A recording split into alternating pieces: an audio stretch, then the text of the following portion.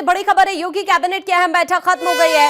अनुपूरक बजट के मसौदे को कैबिनेट से मंजूरी मिल गई है। कैबिनेट बैठक में दोनों डिप्टी सीएम भी शामिल हुए हैं। इस वक्त अपडेट ये है कि जो आज 12:30 बजे अनुपूरक बजट को पेश किया जाएगा और उससे पहले कैबिनेट की मंजूरी अनुपूरक बजट को मिल गई है। वित्त मंत्री सुरेश खन्ना आज ये अनुपूरक बजट पेश करने जा रहे हैं और उससे पहले इस वक्त अपडेट ये सामने आ रहा है कि जो कैबिनेट की बैठक हुई है उसमें अनुपूरक बजट के जो मसौदा है इसको लेकर ही मंजूरी मिल गई है। 30,000 करोड़ रुपए का माना जा रहा है अनुपूरक बजट हो सकता है, जिसमें अलग अलग योजनाओं के मद की व्यवस्था होगी। हम ये भी कह सकते हैं कि धनराशि की जो व्यवस्था की जाएगी उस पर खास तौर पर जो फोकस रहने वाला है महाकुंभ को लेकर भी हो सकता है। और साथ साथ अभी हमने कुछ देर पहले भी इस बात का जिक्र किया था कि जो अभी जर्जर पुल चिन्हित किए गए हैं उनको देखते हुए भी धनराशि की व्यवस्था हो सकती है। इसके अलावा कई अन्य मुद्दे हैं, कई अन्य योजना है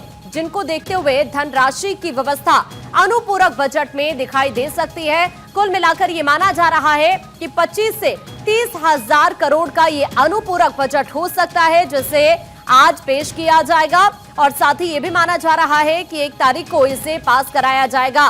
वित्त मंत्री सुरेश खन्ना करीब 12:30 बजे के आसपास अनुपूरक बजट को सबके सामने पेश करने वाले हैं और महत्वपूर्ण ये है कि इसमें अलग अलग सेक्टर्स को लेकर, अलग अलग योजनाओं को लेकर धनराशि की व्यवस्था दिखाई देने वाली है।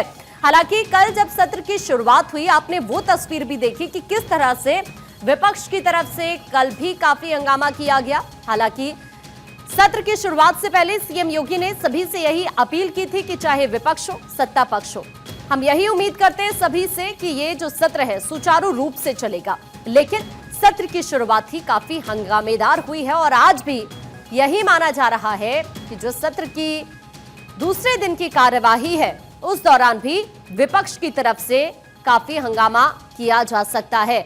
कल की बात करें, कानून व्यवस्था का मुद्दा हो, पेपर लीक का मुद्दा हो, शिक्षा हो, भ्रष्टाचार हो, बेरोजगारी हो, ये तमाम मुद्दे कल भी विपक्ष की तरफ से पुरजोर तरीके से उठाए गए और विपक्ष ने इन मुद्दों को लेकर काफी हंगामा किया। और आज जब दूसरे दिन की कार्यवाही शुरू होगी तो उस वक्त भी आपको कुछ इसी तरह का रुख विपक्ष का भी दिखाई दे सकता है।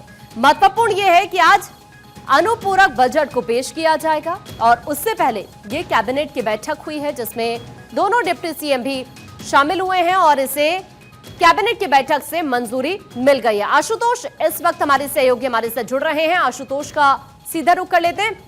आशुतोष, कैबिनेट की बैठक खत्म हो गई है, महत्वपूर्ण ये कि अनुपूरक बजट को भी मंजूरी मिल गई है मीटिंग से। बिल्कुल, देखिए अभी थोड़ी देर पहले ही जो कैबिनेट की बैठक हो रही थी सीएम आवास पर, यहाँ चूंकि आज अनुपूरक बजट पेश होना है तो उसको मंजूरी कैबिनेट से मिल गई है। अब ये माना जा रहा है कि आगे की कार्रवाई सदन में शुरू होगी। इसके अलावा कल आपने देखा होगा कि किस तरीके से सदन के अंदर हंगामा हुआ था। विपक्ष के द्वारा शक्ति लेकर विपक्ष के जो सदस्य थे वो वहां पहुंचे थे।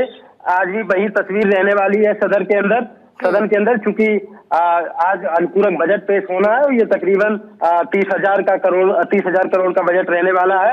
इसमें तमाम तरीके की व्यवस्थाओं पर ध्यान देने की जरूरत रखी गई है। जैसे कि आप देखेंगे कि 2025 में जो कुंभ का मेला लगना है उसमें यात्रियों की बड़ी तादाद रहेगी, श्रद्धालु बड़ी तादाद में वहां पहुंचेंगे तो उनकी व्यवस्था को लेकर भी इस बजट के माध्यम से धनराशि स्वीकृत की जाएगी। इसके अलावा परिवहन विभाग में जो खटारा बसें हैं उनकी वजह से कहीं न कहीं विभाग की छवि खराब होती है, तो अब नई बसों को भी खरीदने की जो धनराशि है वो बजट के माध्यम से स्वीकृत की जाएगी। अगर अनुपूरक बजट की आशुतोष बात करें, कितना बड़ा आकार रह सकता है? क्या हम यही माने कि ये जो आंकड़ा है वो 25,000 करोड़ से 30,000 करोड़ के आसपास ही रह सकता है आशुतोष? बिल्कुल, ये 25 से 30,000 करोड़ के आसपास का रहने वाला है। आप देखेंगे इसमें विशेष ध्यान दिया गया है खासकर अध्यात्म से जुड़े मुद्दों को लेकर। जैसे कि आप देखेंगे नैमिषारण्य और गोला गोकर्णनाथ जैसे तमाम जो धर्म स्थल हैं